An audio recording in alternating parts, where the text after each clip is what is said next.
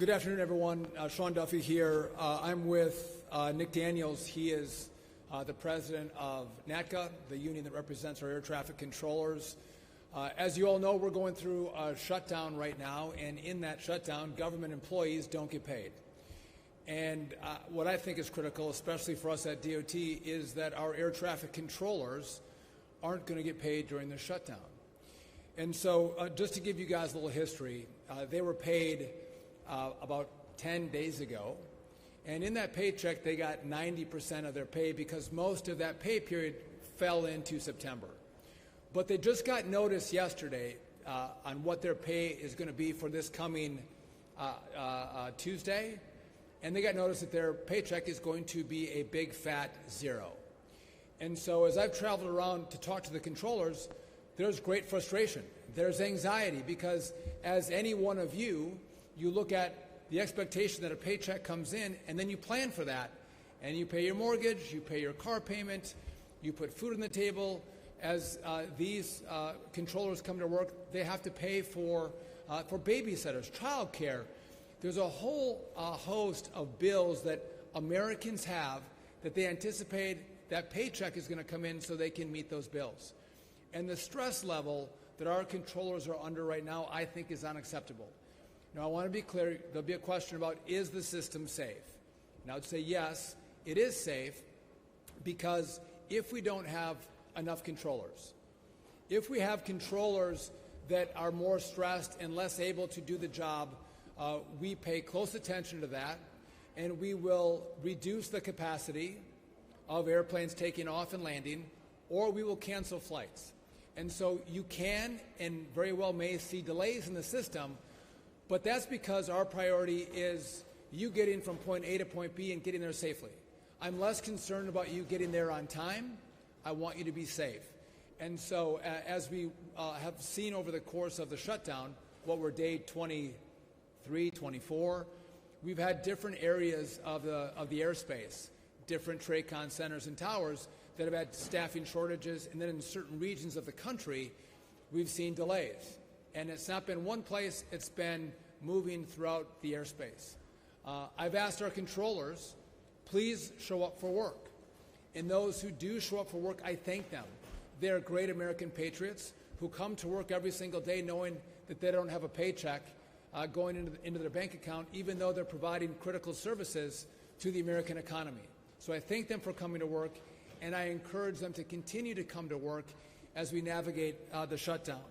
I do think there's a frustration with our controllers that Hakeem Jeffries, Chuck Schumer, Bernie Sanders, they're all going to get their paychecks, while these men and women who control our skies aren't going to be paid because of the shutdown. I think there's also a frustration that the shutdown is about paying for health care benefits for illegal immigrants.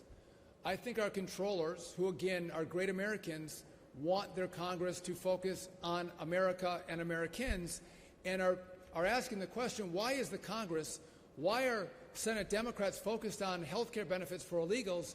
Maybe focus on me and my paycheck and the services that I provide. Open up the government, negotiate, have a conversation, but don't hold them, their paychecks, their families hostage so you can give benefits to illegal migrants. I think that truly is an overarching concern and theme, and I appreciate that NATCA doesn't get political. They don't. But what I think you will hear from Nick is they're asking for the government to open.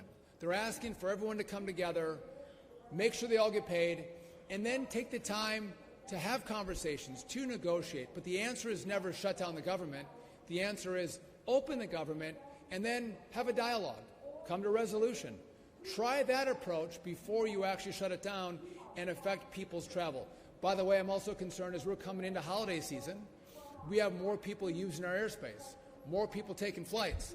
And when that happens and they see more delays, I want to make sure every American knows I've done all I can by modernizing the airspace, making sure we have more air traffic controllers. But if you're seeing an increase in shutdowns right now, or delays, not shutdowns, more delays, more cancellations, it is because the Democrats won't open the government back up. Before I turn it over to Nick, I want to mention one last thing. Many of you have reported on the fact that we don't have enough air traffic controllers. We're about 2,000 to 3,000 air traffic controllers short in the system. And I have developed a plan to supercharge air traffic controllers, get more of them into the system. It's going to take, a couple years. For assistance, please visit a ground transportation counter located in each of the baggage claim areas. We want you to be safe. We do want you to be safe, and the PA system does work at the airport. But we're supercharging air traffic controllers, bringing the best and the brightest, per the direction of President Trump, into this great profession. It takes time to do that. The academy takes time. Then once they're out in one of the facilities, it takes anywhere from 1, 2, sometimes 3 years to get trained up. And so we're getting word back right now from our academy in Oklahoma City that some of our young controllers in the academy, and some who have been given spots in the next class of the academy, are bailing. They're walking away. They're asking themselves, why do I want to go into a profession where I could work hard and have the potential of not being paid for my services? And so we're seeing that real consequence right now. That affects my ability to continue this surge and get more people, more young, well-trained controllers into our system. And so I want to lay out what's happening, make sure America knows what the consequences are for a foolish shutdown on behalf of illegals, because it has impacts on the traveling public's life as they see more delays in the system. I find that to be unacceptable. I have more value for our controllers that I think we're seeing from the Congress. And again, I would ask our controllers to show up for work, and I would ask Democrats in the Senate to have a vote, open up the government, and then sit down and have a conversation and negotiate. And with that, I'm going to turn over to the chair of NACA, Nick Daniels, who is, again, we don't agree on everything, but we've been good partners just in the sense of trying to take care of the controllers who work so hard on our airspace. So Nick Daniels. So good afternoon. I am Nick Daniels. I'm the proud president of the National Air Traffic Controllers Association. America's air traffic controllers, we didn't ask to be the focus of this shutdown. Yet, every day, we're carrying the full weight. Every single day, we move over 45,000 aircraft, 3 million passengers. We move tons of cargo that keeps America running, protecting the national airspace system, and even more importantly, people's lives. They're showing up every single day under immense stress, under uncertainty, having to stay focused on performing the day in and day out tasks. And every day that this shutdown drags on with no clear end sight, this affects their focus. And our job as air traffic controllers is to mitigate risk, and it's also to call it out. Air traffic controllers, our job is to communicate for the safety of the flying public. And as this shutdown continues and air traffic controllers are not paid for the vital work that they do day in and day out, that leads to an unnecessary distraction. And they cannot be 100% focused on their jobs, which makes this system less safe every day that this shutdown continues. Tomorrow will be less safe than today, and as the Secretary said, now we have to figure out how to mitigate that to ensure the safety of every passenger and every plane that flies in our skies. There is no version of this scenario that we have been forced into where an American worker can work 6 days a week, 10 hours in a day, only have 4 days off in a month, and have to deal with their greatest priority, which is taking care of their family, to provide for them, to put gas in a car, to put food on a table, to ensure their kids have shelter, or that they have a level of care while they do go and do the very important job of being an air traffic controller and running America's skies. And the calls have already begun.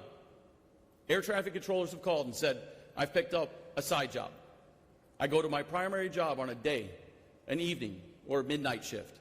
And when I complete that shift, I now go to a secondary job. I'm driving for Uber. I'm doing DoorDash. I'm doing Instacart. This job is hard enough 5 days a week. We do it 6. We make the impossible look possible every single day. But now, with this shutdown, we're making the impossible impossible for people to continue to live without money. So some of our lowest paid air traffic controllers in this system, whether they're new or they live paycheck to paycheck just like every other American worker, they will instead be focusing instead of focusing on the safety of the American flying public, they're now focusing on what they can't afford to pay. So as each day passes with this shutdown, more of this nation's air traffic controllers will feel more stress. They'll feel more pressure. And it's the opposite of what they should be focused on. We should be focused on how do we move forward, the cusp of taking care of one another. So air traffic controllers, we didn't start a shutdown. We don't end a shutdown. Our elected officials do. And our message is simple. End the shutdown today. So we'll take questions in a moment, but just when I was talking to the guys in the break room, they're eating in the break room, and they made sure I knew that the food that they were eating had come from the airlines. The airlines know how important air traffic control is to keeping the sky safe and airplanes moving. And so our airlines, who know the financial pressure that our controllers are under and the gratitude for them showing up, they're buying them food. We shouldn't rely on airlines to have to buy lunch and dinner for our controllers because they can't afford it themselves because the Democrats have shut down the government. But those are the things that are happening inside of all of us who work in the airspace, supporting our fellow brothers and sisters who are going through a time of need. And I want to thank the airlines for recognizing that and supporting and being helpful in the small ways that they can. Again, just providing food for our controllers when they're on the job. With that, if you guys have any questions for us, happy to take them, yes.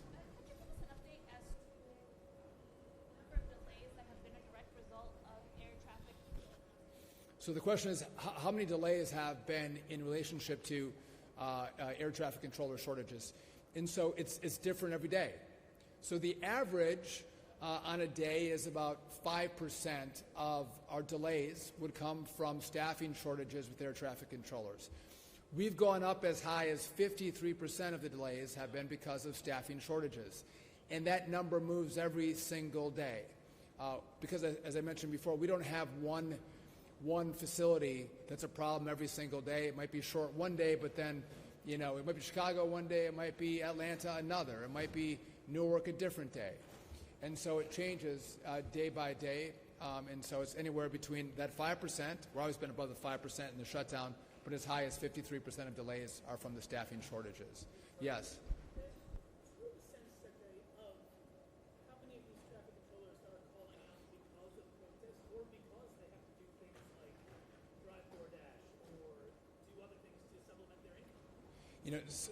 I don't have insight into the hearts and minds of the controllers who are calling out sick, but if I listen to the controllers who talk to me, they'll tell me about their own stresses, financial, and how they have to take a second job, how they're frustrated that they're not going to get paid, and some of them might be sick.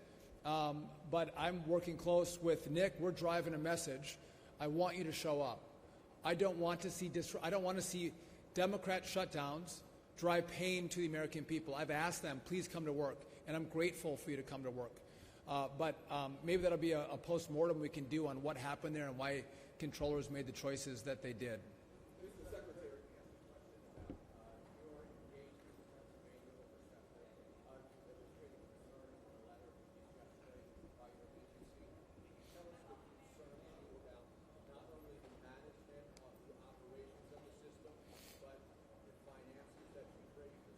Yeah, so this is a Philly issue. I am concerned about SEPTA. When you have a system that's $200 million in the hole, we see delays, but do we see fires? That's a huge problem, right? On trains and on buses.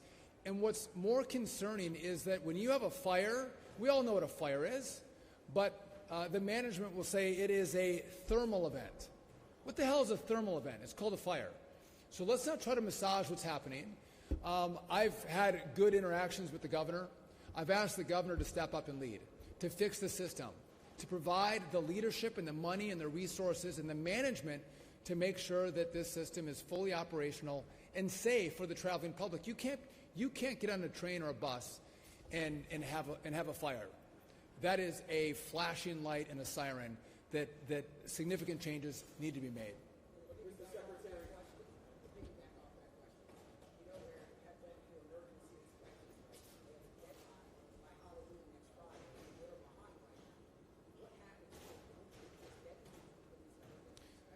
So I'm not going to front run what happens next, but again, I don't want to talk about consequences. I want to talk about action. I want trains to be safe and to run on time. That's what I want. And if those emergency inspections don't pass, we'll talk about what comes next.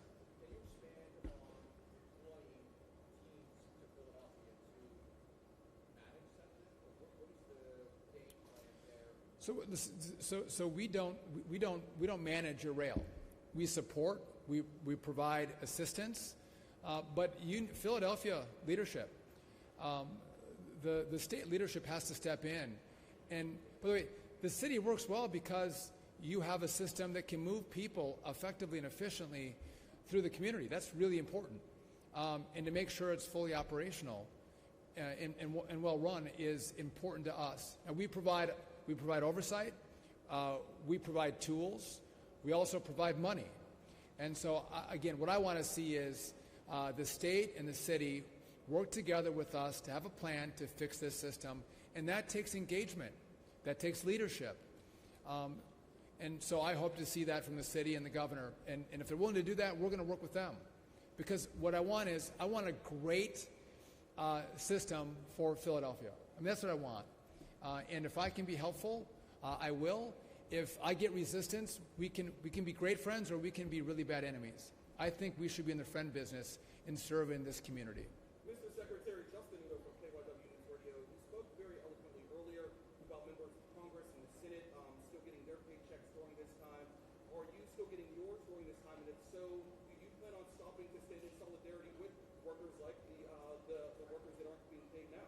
Well, so it's a good point. Our workers are going to work. We have furloughed employees that don't come to work, but we have essential services that are provided by people like our air traffic controllers. Those who are working on our modernization effort for air traffic control, it's those people who we've asked to come in and continue that work, because my concern is if there are delays that happen because of this shutdown, 6 months from now, no one remembers that we have delays because of a shutdown. They just think I'm delayed, right? We're not moving on the right timeline. So I've asked those critical talent to come in and help us move the ball forward, whether it's air traffic controllers or it's within the FAA, to continue the progress in how we're going to have, in a 3-year time period, build a brand new air traffic control system. I can't give up 24 days. I can't give up a month. I don't know how long this is going to go. It could be a month and a half. I can't give that time up. And so, with your pay, are you still being paid? If so, do you plan on stopping your pay during this time to stand in solidarity with workers? I would have no problem stopping my pay. By the way, I don't even know if I get paid or not. In Congress, we did, and that was a huge problem.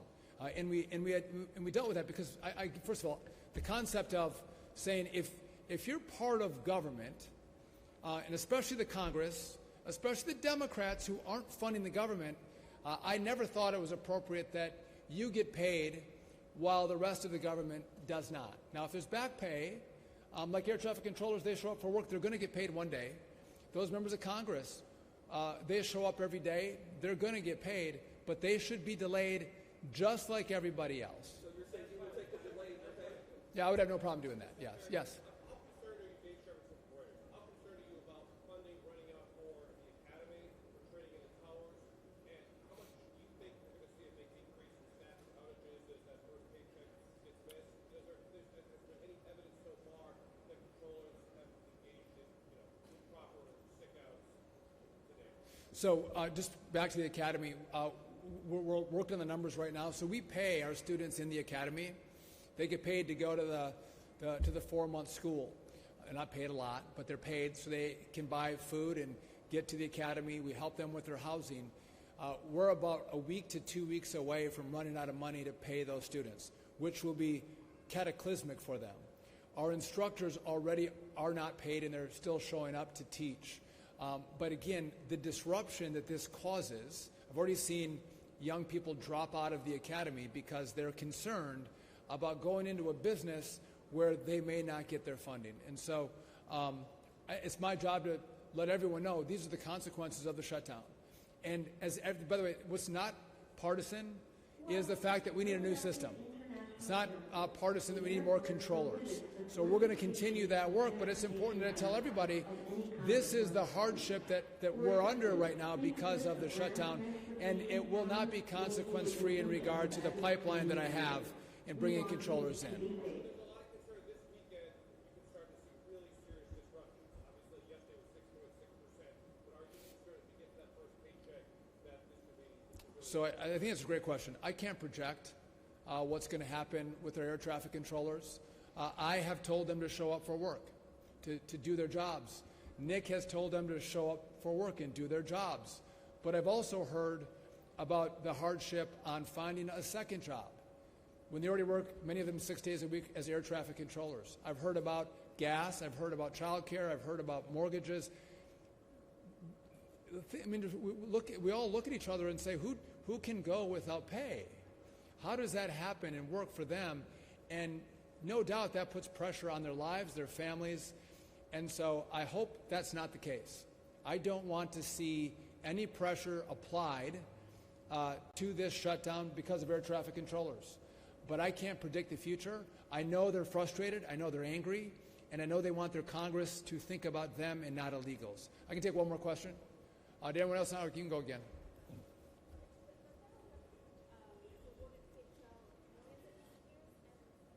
Have awarded what?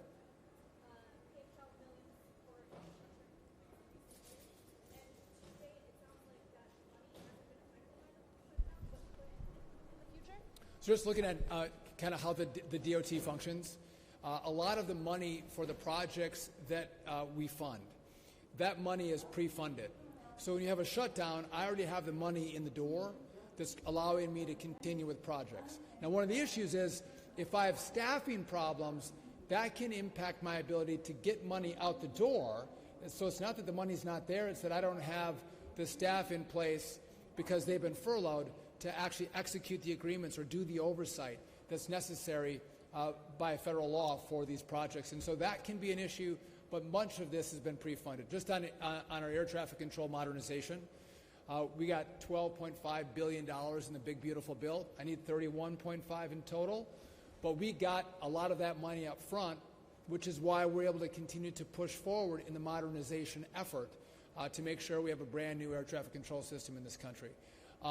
With that, everyone, I want to thank you for coming out. I appreciate you covering the great men and women who keep your skies safe. They keep your planes on time. They do yeoman's work, and so thank you for covering them. And I want to thank also our controllers one last time for their great work. We're grateful for that at DOT, at FAA, and I know America is as well. Thank you.